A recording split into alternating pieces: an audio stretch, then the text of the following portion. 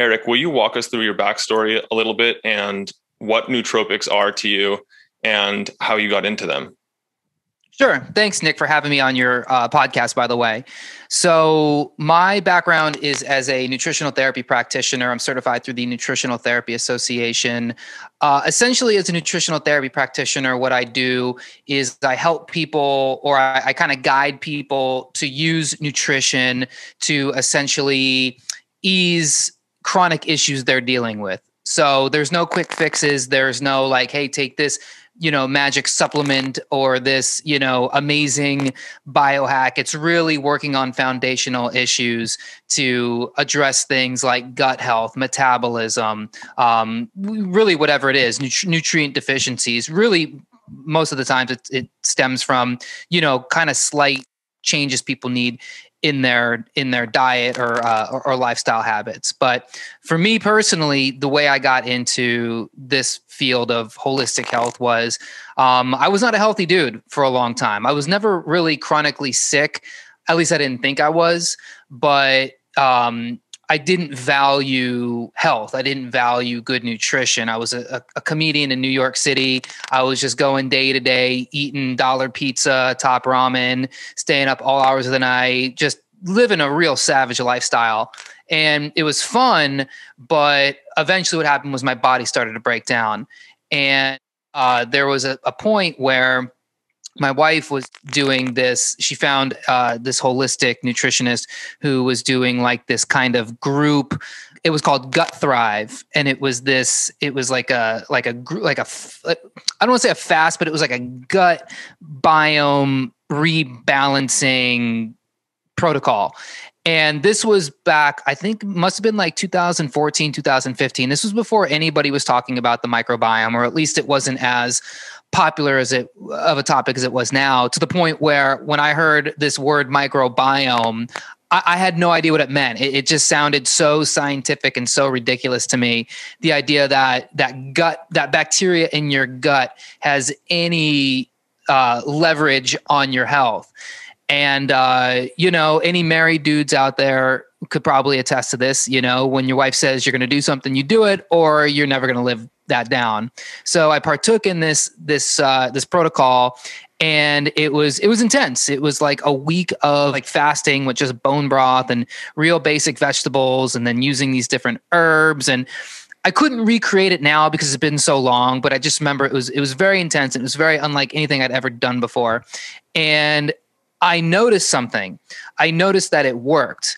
What happened was all of a sudden my digestion started working a lot better. And more importantly, my mood felt better. Like I had always dealt with not chronic depression or serious anxiety, but real low levels of these things, And so I noticed that my mood was better. I noticed I felt better in the day. I was just like genuinely a happier person. I was more optimistic, and I wasn't dealing with as much anxiety.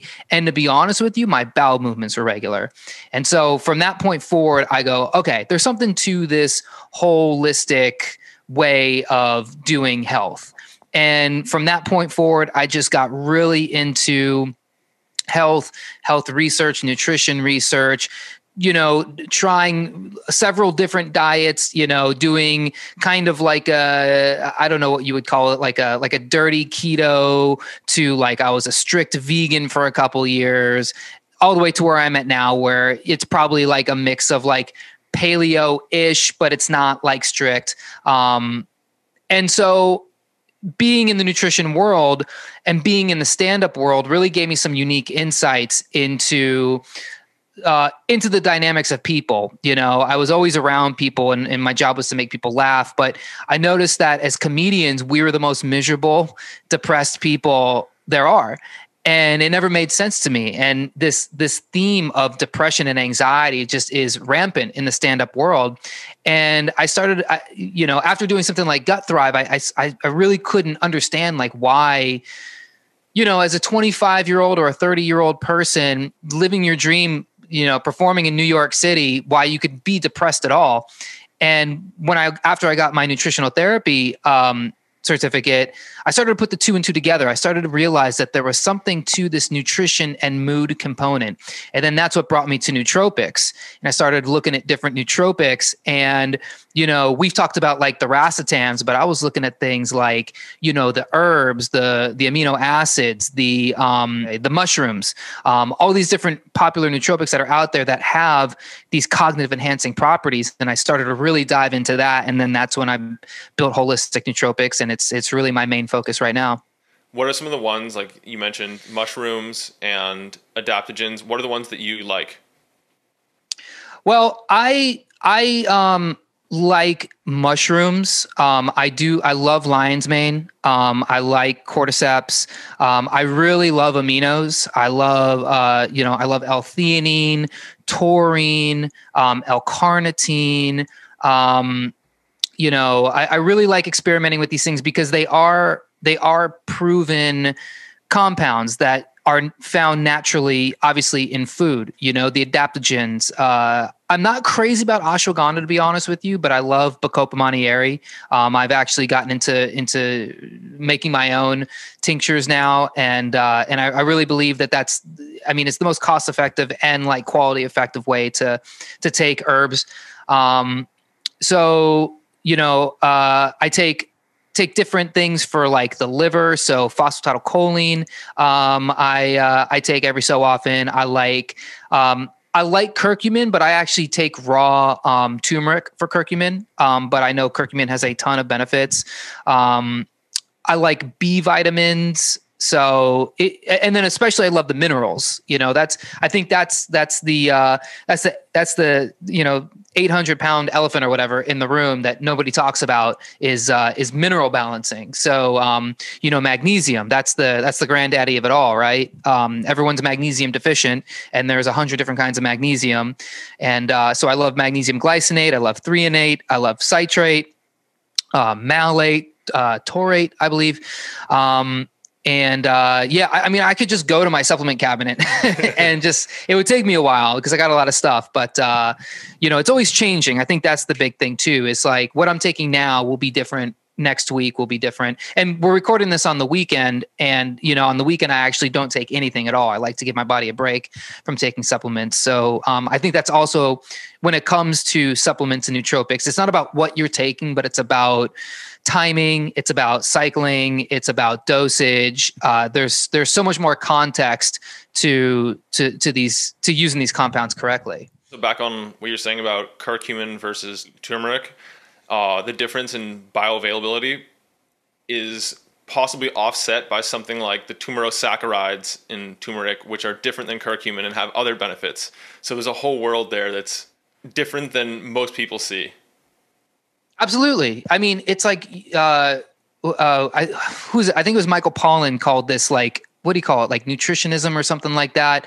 Where we're so obsessed with these very specific compounds that are found in these foods. And so what we do is we just go for just that compound, just that one molecule or that one atom or that one thing. But what we don't realize is that the way these things were researched originally, well, I shouldn't say that, but the way that they have their most potent effect is that they have the entourage effect, that they work in conjunction with the stuff around them. Perfect example is vitamin C. When you go to a store and you get a supplement of vitamin C, ascorbic acid is just one part of this giant vitamin C compound, which has all these other parts to it. And the reason why it's so effective, the reason those sailors or whatever on those ships were squeezing limes, into their mouths and not getting scurvy. Was it scurvy? I think it was scurvy. Yeah. Was because it wasn't the vitamin C. It was it wasn't the ascorbic acid. It was the entire vitamin C compound that comes with all the stuff, including ascorbic acid. And in 10 years, we'll have an even better understanding of some of the other parts that are in the whole plant, the whole food that aren't in the isolated supplement. Yeah, absolutely. What other things do you take in terms of trace minerals? Well, actually, I take this stuff called trace mineral drops. I take them in the morning. I take magnesium, and then really the rest of my minerals. I take what is that stuff? Molybdenum. I take molybdenum separate, molybdenum supplement because I have a potential sulfur sensitivity. So, this is a big thing, especially for people who try to eat healthy. You don't realize how much sulfur you're actually taking in. So like all of your favorite leafy green vegetables are high in sulfur. If you eat a lot of eggs, if you eat a lot of, meat, even if it's like whatever, like grass-fed, grass-finished, high quality meat, it's going to have a lot of sulfur in it. And there's potentially a very specific gene called the CBS gene mutation. And granted, this is not like this. Just because I'm saying this doesn't mean this is like 100% true, because it really like the research is still kind of vague on it. But there's a lot of theories as to this gene being very influential. But regardless, when you take in a lot of sulfur, it requires molybdenum to turn from this toxic sulfite into bioavailable sulfate. That's what does all the detoxifying in the cells that you need and gives you all the benefits. Well, if you're eating a lot of sulfur, it's helpful to take molybdenum. And if you think you might have a sulfur sensitivity, if you react to sulfur foods, molybdenum's helpful. But regardless, the other minerals like potassium, sodium, I just use a lot of salt throughout the day. I put salt in my water. I salt my food pretty heavily. I shouldn't say heavily, but I salt it for good taste. I don't hold back. Let's just say that. Potassium, I eat a ton of vegetables, so I get a ton of potassium. And then chromium, I'll sometimes use separately, like if I'm having a real carbohydrate dense meal, because chromium is really good for insulin sensitivity and aids the pancreas. So do you like chromium more so than metformin or berberine or any of the other glucose disposal agents? So I'm fairly new into the glucose disposal agent game. I've never tried berberine. It's actually on my list of things to try.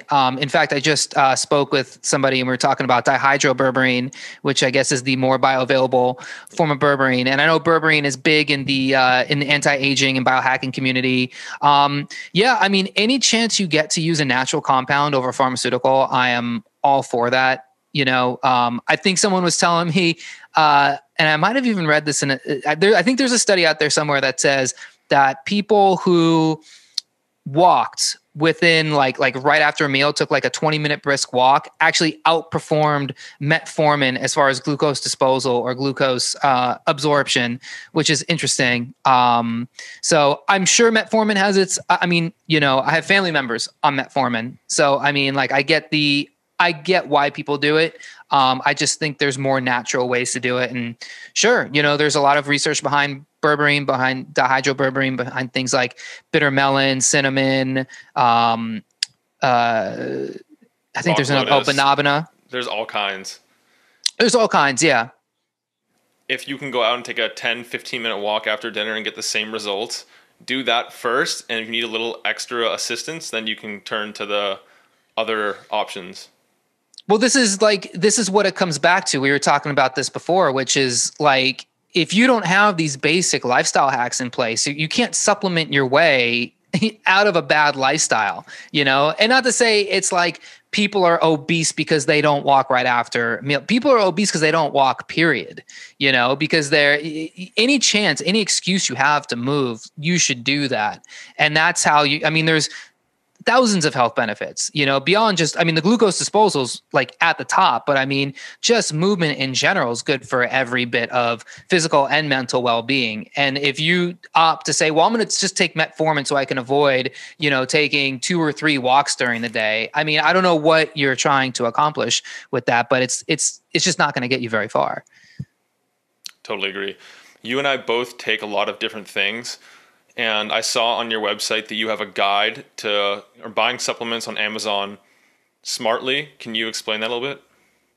Sure. So the supplement guide, it's not just to buying supplements on Amazon. It's really to buying supplements, period. But I know a lot of people buy supplements on Amazon. And really the number one thing you should know about buying supplements on Amazon is it's not a smart way to buy supplements. Reason being is because Amazon is notorious for having these third-party sellers that are able to essentially hack into main listings and sell you counterfeit products. They can use counterfeit images and marketing material and sell counterfeit products. Actually, a couple of years ago, there was a huge lawsuit between Amazon and I think it was Procter and Gamble.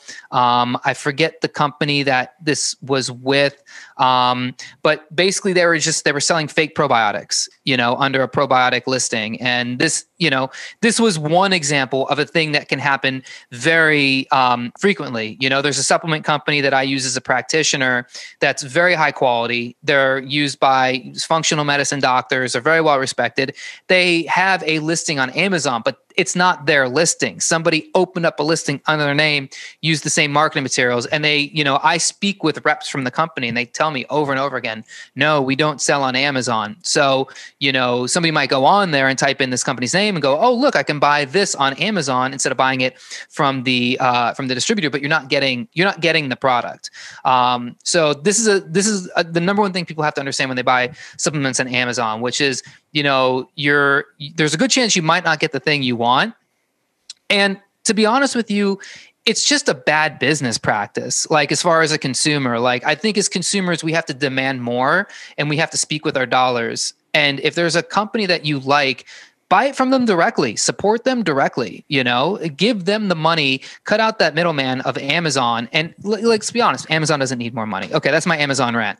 Now, as far as buying supplements, again, this could be, Amazon, GNC, Costco, wherever you are buying supplement. So really what it is, it's a guide that goes over different ingredients to look for when you buy supplements. So, one of the biggest reasons I got into the nootropic space and I started my site was because I saw people who were using a ton of supplements and they were saying that the supplements didn't work. And when you look at a lot of supplements out there, there's a certain way that they're made, and you can either get high quality or low quality. And when you know the game, you start to see how many people are using low quality supplement business practices. Okay, so a lot of supplement companies, when they have like a big supplement company, they don't have time to they're not sitting in a garage hand encapsulating every capsule and measuring out by hand the amount of like L-glutamine or phenylpiracetam or whatever the stuff is that you're getting, right? It's all to scale, right? So it's machines that are churning stuff out and they have to have these big quotas every day. So they cut corners, right? They fill products with stuff like, like these different ingredients and fillers. They have to make the product look a certain color. They have to keep it on the shelf longer. You see this a lot in the fish oil business where, fish oil is not extracted correctly and they use, there's like differences between, pure fish oil and fish oil that's been adulterated. They don't actually remove the triglyceride backbone correctly. And so they use these cheap fillers to kind of fill it all in. So not to mention with fish oil, when you actually think about it, fish oil comes from a fish is caught from the ocean. And then the second it's pulled out of the ocean, it's dying, right? And then it sits on a boat for a while, and then it gets shipped to a processing facility. And the fish is not only dead, but it's like rotting, right? It's decomposing and it's oxidizing. And then they turn that into your fish oil. And now fish oil is a very, for lack of a better term, flimsy oil that's very vulnerable to heat and light. And, your fish oil is encapsulated. It goes into a box, goes into a bottle. That bottle is probably sitting on a truck somewhere in the heat, especially if you're in somewhere like in Arizona or, New Mexico or California where it's hot, Florida, sitting in a truck, in a hot truck, and it's oxidizing even more. Or if it's like out in the light, whatever it is, all these, basically my point is it's very vulnerable to oxidation. So, you might think like, hey, I'm getting this fish oil and it's all well and dandy, but you're really just consuming, an oxidized byproduct of what should have been pure fish oil, but now it's nothing, right? So my guide is a lot of stuff like that. It's basically all the ingredients that you want to look out for when buying supplements. It's very important that when people buy supplements, they look down at that other ingredients tab, and avoid things like vegetable oils, safflower oils, canola oil, right? They put this stuff in supplements, all the food colorings, right? All the different fillers, the dextroses, the maltodextrins, the sodium starch glycolates, magnesium silicate, or God forbid talc, right? These anti-caking agents they use in supplements so that, or powders and stuff, so that the stuff doesn't like cake together. Well, that stuff is also very toxic and have been linked to different cancers, and different artificial sweeteners like aspartame or neotame or saccharin or these sorts of things, right? And then it's also important to know that a lot of these supplements like citrate is distilled from corn, and a lot of people have sensitivities to corn. If you got sensitivity to soy, you want to look out for stuff that has, different soy isoflavins and all these different things, right? If you have a gluten allergy, you don't want to take something that comes from wheat. So my guide basically gives you just a straight up list of things to look out for. And really, when you use this supplement guide, when you're buying supplements, you will eliminate 98% of the stuff that's being sold out there. That's how bad, the supplement market is. It's unfortunately true too, because I've purchased my fair share of supplements off of Amazon. And I remember one time I got a magnesium and got the bottle, looked at the listing that was on Amazon, and noticed that in my bottle there was talc under the additional ingredients, and on the listing it wasn't there. And then I looked down through the comments and realized that at some point they changed the product and started shipping out something different from in the description. And also on Amazon, the price will fluctuate wildly. Like one day this product will be $15, the next it'll be $22. Yeah, we've all been there, Amazon's super convenient. I get it. They already have your credit card, you don't got to go to the other place and put a whole new credit card in, if you got Prime, there's no shipping. I get the convenience of it, but we have to be smarter as consumers. We have to demand more from these supplement companies, and from retailers. And so, vote with your dollars and buy the high quality stuff. Also, don't use vitamin D that's not really vitamin D, or that's more preservative than vitamin D, and then continue on with this this mirage in your head that, oh, I'm getting vitamin D, when you're not getting vitamin D, right? Same thing with magnesium, same thing with all the supplements. If you want to do it right, do it right. Yeah. And what's the holistic nootropics approach? I know that you've touched on getting the body's systems back into balance before proceeding, but when you work with a client, what is it that you guys do to identify deficiencies or areas of improvement? The holistic nootropics approach is really about setting somebody up so that they can properly use nootropics or become like the biohacker they want to be. So, you can't really optimize yourself until you solve your foundational issues. If you have blood sugar dysregulation, if you wake up and, you have no cortisol, and then you go to sleep and your cortisol shooting through the roof, you have, a form of adrenal fatigue, you have blood sugar dysregulation. If you need 6 coffees to get going, or 3 coffees to get going in the morning, if you're drinking Red Bull, if you're drinking Diet Coke, all the nootropics in the world are not going to do anything for you, right? If you have leaky gut, then you have leaky brain. If you have IBS or Crohn's or just chronic heartburn or any of these things, all the supplements in the world are going to do nothing until you figure this out. So what I try to do is I try to help somebody get these foundational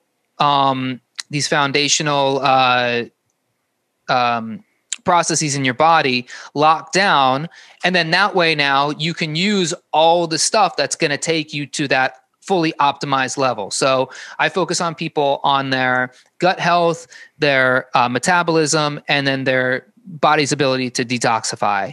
And that's really what the website's about. That's what the blog's about. And then, of course, I have, really all of the best nootropic guides. So if somebody just says, hey, I just want something that's going to help my ADHD, or I just want something that's going to help with depression, I've got those lists, right? I've got things all about the different kinds of magnesium, and even all the way down to like why yoga could be considered a good nootropic, things for testosterone, right? The benefits of red light therapy. But at its core, holistic nootropics is all about these holistic foundational processes that you really need to get down before you start trying to be the biohacker you want to be.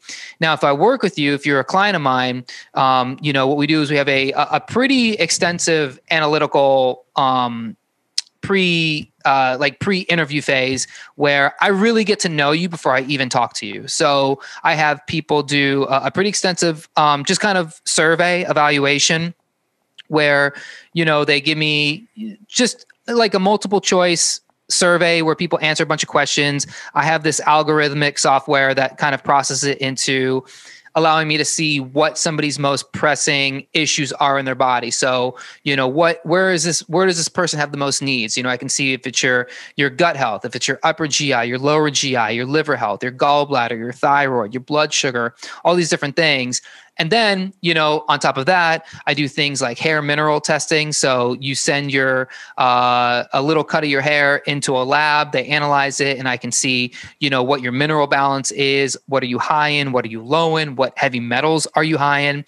And then if you choose to go to the next level, we do different organic acids testing, which is, these different markers of your metabolism. So I can see how you're metabolizing different fats, what kind of gut bacteria you're dealing with, how your neurotransmitters are being metabolized, if that's all working correctly.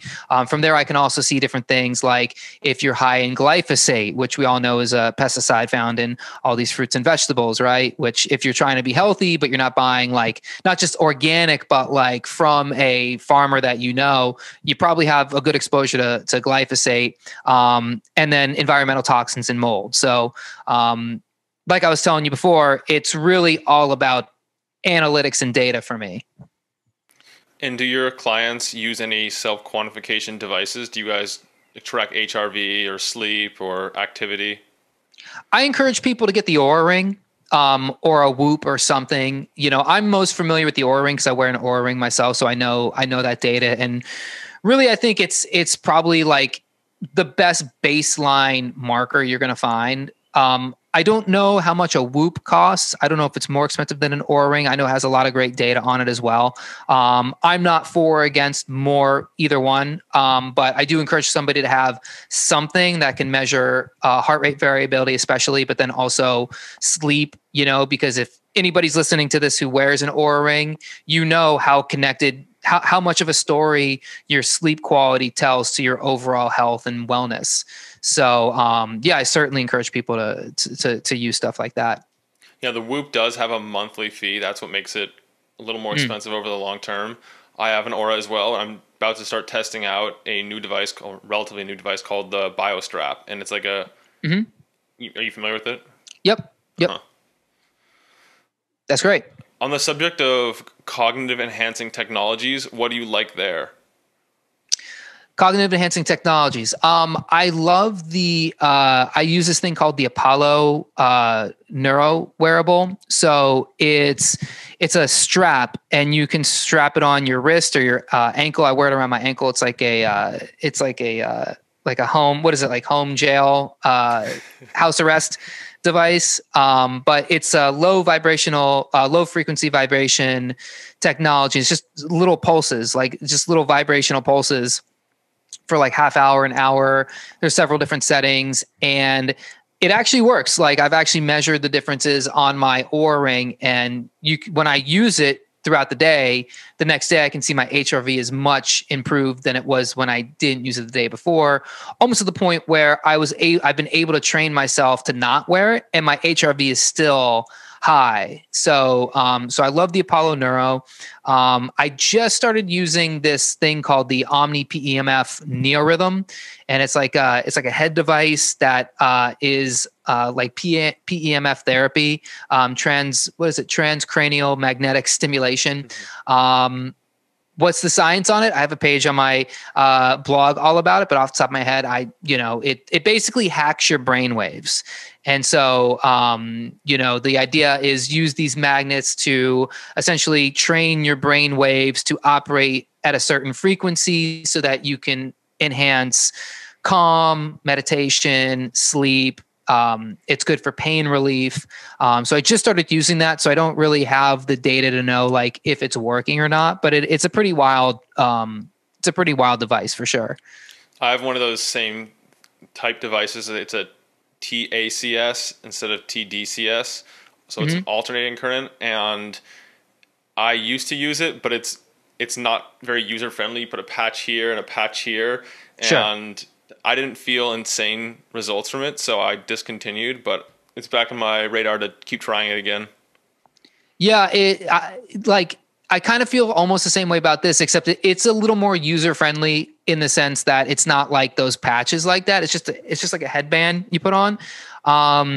But like user wise, like I think they still have some work to do to make it like I think the concept is there. It's just the execution of it. I don't know if it's there yet. There's an app that goes with it. The app is a little glitchy, but it's still fairly new. So it's like as it catches on more, as they make improvements to it, it's very promising. That's for sure. Yeah. And Halo Sport, another company, they make something that's user friendly. It looks kind of like these headphones. And you just plop it over, and musicians and athletes use it. Okay. Yeah. What is it? Is it neurofeedback or? Yeah. Well, it's TDCS. It's the same TDCS. thing. Okay. Same thing, but sure. Mixed reviews because of the conductivity of the little pads, and your hair has to be like wet to a certain amount. So. Got you. Yeah. It's a very interesting approach. I think it's only in its infancy now because we just now have the technology to make it so user friendly by like having the ability to use headphones and Bluetooth and phone apps. And I think even if things are like in their second generation, I still think we're very much in the first generation of these things. And probably a few years down the line, we'll start seeing these really become optimized and very effective for sure. Yeah, it wasn't too long ago that these devices were all still in the lab, and you had to go visit a clinician, and they would have to study it and know exactly how to administer it. And that's both a blessing and a curse that now it's widely available, but the knowledge isn't completely there. So someone who has 10 years studying this can administer it very effectively. But now if you or I go out and buy one and we don't take enough time to research it, the consequences can be on us. Yeah, absolutely. I mean, I've had these same exact thoughts while using the Neorhythm, because I'm like, man, like I kind of feel like I'm in a good place. Like I really hope this thing doesn't like buzz my waves too far backwards and turn me into a psychopath or something, I don't think that would happen, but again, you never know with this stuff, right? It could go either way. And another thought that I have pretty often with my supplement stack is that I'm taking like my unique stack is something that no other human has probably ever consumed. So what are you taking? In the mornings, I tend to take trace minerals, like you were saying, in my morning water with magnesium, and then later in the day, I take a cocktail of adaptogens in water. Nothing too crazy, but then I'll also add in some nootropics occasionally. And by the end of the day, it's like I'm probably taking 10, 15 things. But even then, it's just like historically, people living in different parts of the world wouldn't have access to all these adaptogens at the same time, plus these other like modern nootropics. Yeah. Well, here's the question. How is your sleep? Like, how does your HRV and heart rate and deep sleep numbers come out? At the end of the day, when I take it, it did come out well. Okay. And that's how you know. Yeah, I do little tweaks here and there. And do you think that HRV and sleep are the bottom line? If a supplement stack increases it, then that's what matters most? In my opinion, yeah. Like at the end of the day, like when you read that HRV number, it's so important because it's more than just the number, but it's really telling the story of your nervous system's effect on your entire body. And that's the key between good health and bad health. Like everything interplays with your autonomic nervous system. So, it's not just that you want to only be in parasympathetic all the time. You want a good interplay. You need a good stress response. The problem is that so many people live in their stress response so much that they've burnt it out and have completely made it so it doesn't know when to react. So that's where adrenal fatigue comes in, because you're constantly stressed out so much. What you've done is you've let your cortisol run like a wild lion or a wild tiger, like everywhere, but you have no way to control it. And you need cortisol to wake up in the morning. You need a stress response to like react to things. You need you need cortisol to be able to go from sitting to standing up, from lying down to standing up without getting dizzy. I've worked with people who like cannot stand straight up from lying down. Like they have to ease themselves up, because if they go too fast from lying down to standing up, they'll faint. And that just comes from chronic overuse of the sympathetic nervous system. So when your body is responding like that, especially at night when it needs to be asleep and it's in parasympathetic and your HRV is very high, that means your diet's on point. That means you're making the right gut bacteria. That means your metabolism is functioning well. You don't have glucose sitting out in your blood, panicking your cortisol to shoot out and get it to your cells, right? So the HRV tells a very, very interesting story, and so does your heart rate. Mm-hmm. One thing I noticed with my HRV is that it fluctuates based on the previous day, and if I have a brutal workout, for example, it's going to be significantly lower the next morning when I check it. And is that a bad thing? Maybe I overdid it. Maybe it's also like a hormetic response, a beneficial hormetic response. Yeah, it's not about day to day, it's about trends. So it's like if every day your HRV is well below your average, then you want to look at that and go, oh, okay, there's something going on.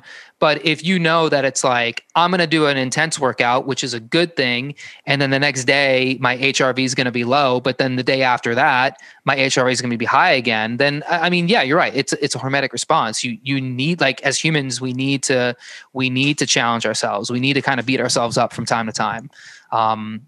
More so, probably more regularly than we think. But at the same time, you also need that time to recover. That's my day to day. Like yesterday, I was like an 83 readiness on the Aura, which for me is good. Had a nice HRV balance, the whole thing. And then I just did a brutal workout. And then, my activity was super high. And then last night had a dinner that was, quality wise, it was okay, but it wasn't the best. And this morning, my HRV was well below average. And I feel it today for sure. Yeah. I've done the same thing myself a number of times, and that awareness is key. We're getting low on time here, but I have a couple other questions for you. What compounds, ideas, practices, and related are you most interested in researching these days?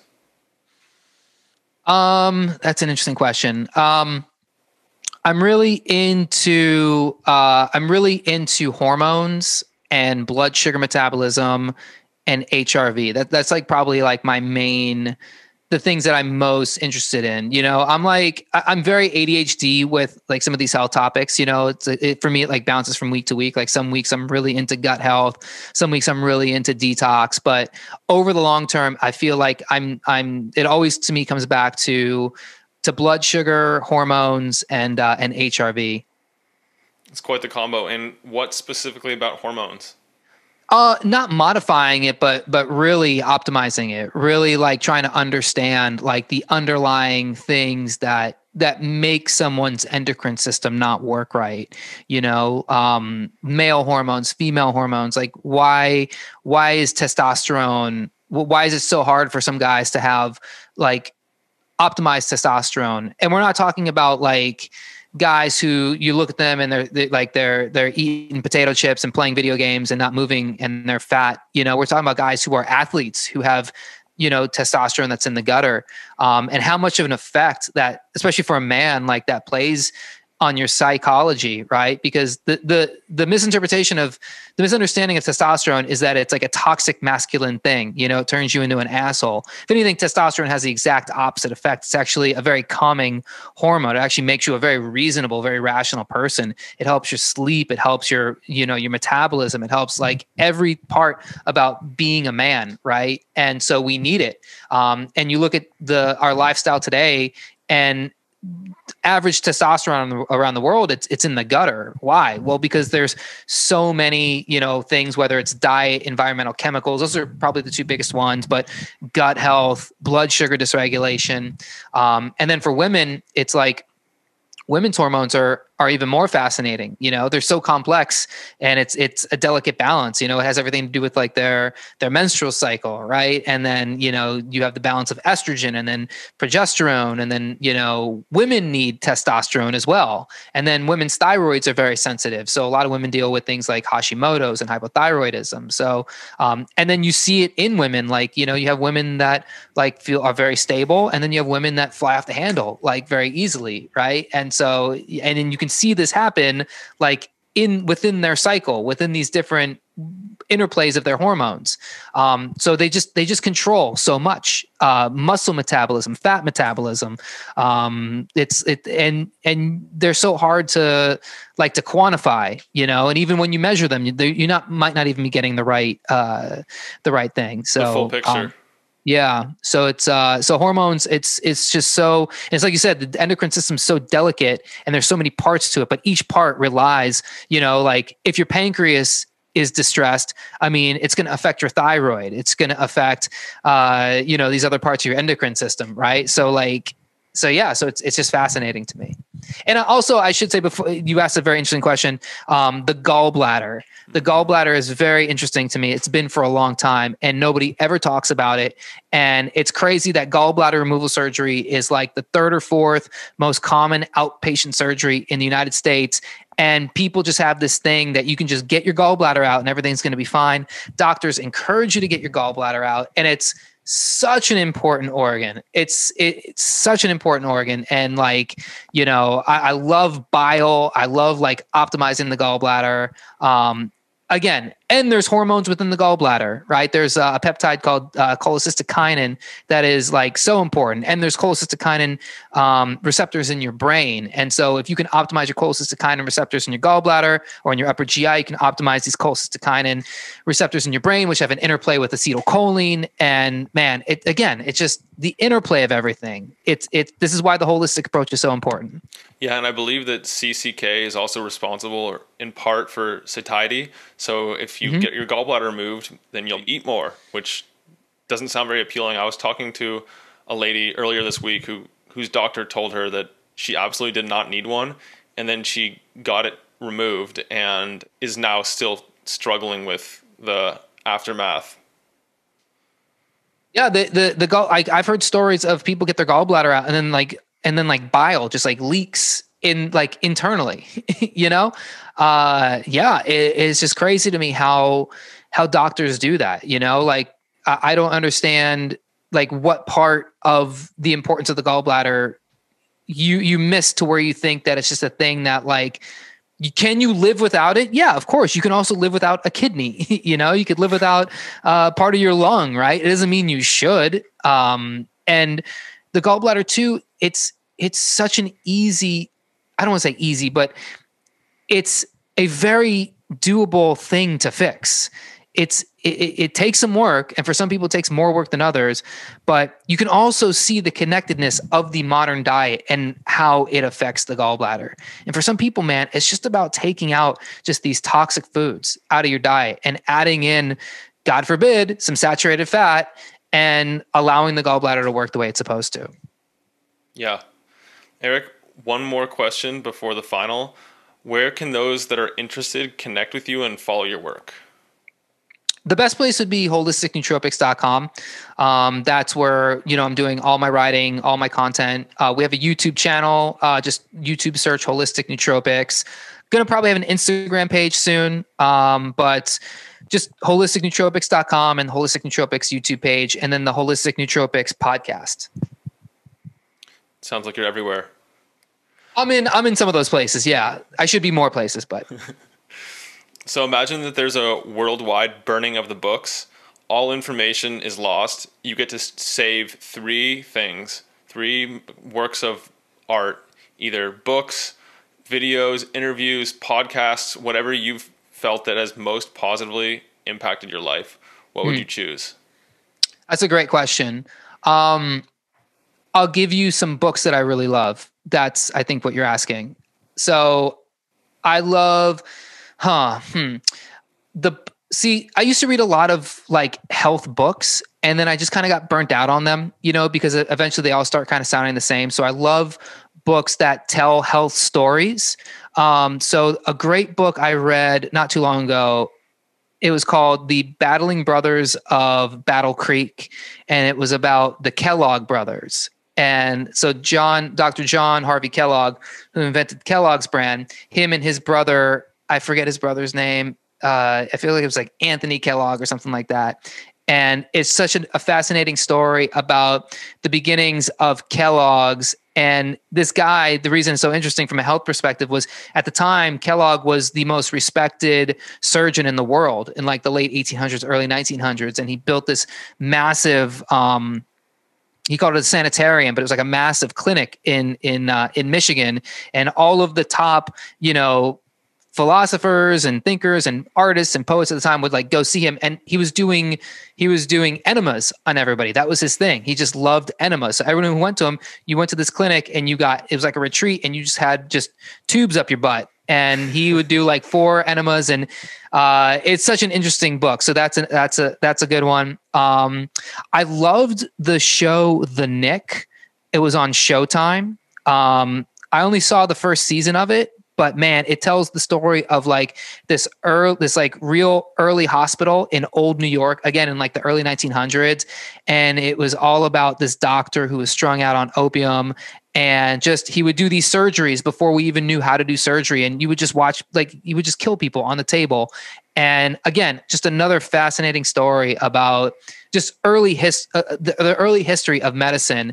And the reason I love these stories is because in medicine and in health, we have to stop sounding so sure of ourselves with everything. I think that's the biggest problem. Like we were talking about doctors who just say, hey, just get your gallbladder out. You don't need it. Right. What a savage thing to tell somebody, and it's like back in the day, they used to tell people like, yeah, we'll cut off your leg because it's going to get rid of this, this disease you have, right? You have chronic dizziness. Oh, we'll just cut off your leg. Well, it's called bloodletting. We'll just let a bunch of blood run out of you. Right. Oh, it 100% works. People have been doing it forever. Why wouldn't it work? Right. And, same thing with medications. It's like doctors put people on these medications that have all these side effects. And they go, are you sure this is the best thing for my depression? Even though it says on the label that it could cause depression. Yeah, of course it's good for you. Or it could kill you or make you kill yourself. Of course it's a great thing. Right. So I like these stories have such important messages that like we have to stop sounding so sure. And everyone from like people like you and I all the way up to like Harvard educated, triple PhD, Nobel Prize winning doctors. Like you always have to keep your mind open and just know that the science is never set. It's never done. That's the whole point of science, is to constantly learn. And as far as like health books go, I really love The Magnesium Miracle by Carolyn Dean. That's where I really got, really up on magnesium. The Mood Cure by Julia Ross is really good. And then, I love Michael Pollan's work. So I don't know if that answered your question, but I think I gave a little insight into if books were burning, if somebody was on the corner burning books and everybody was just watching them burn books and nobody would say anything, I'd probably go run to the library and get those few things. That's quite the assortment of books, and Magnesium Miracle was one of the ones that got me interested in minerals in the first place as well. Yeah. Yeah. And there's so many great ones out there. Like there's just like, take your pick, even like the wacko, like diet books. Like I've read all the vegan books. I've read, some of the keto books. Like I think that stuff's great too. You just, if nothing else, you just learn like more of the studies, and it really broadens your mind and it allows you to stay open to things. Totally with you. Well, Erik, it's been fun chatting and getting to know you and Holistic Nootropics. Nick, I really appreciate it, man. Thank you so much. You're doing great work over here. Thank you for tuning in to this episode. Head over to Apple Music, Spotify, or wherever you get your podcasts and leave a rating. Every review helps me bring you thought-provoking guests. As always, you can find the show notes for this one at mindbodypeak.com/ and then the number of the episode. There, you can also chat with other peak performers or connect with me directly. The information depicted in this podcast is for information purposes only. Please consult your primary healthcare professional before making any lifestyle changes.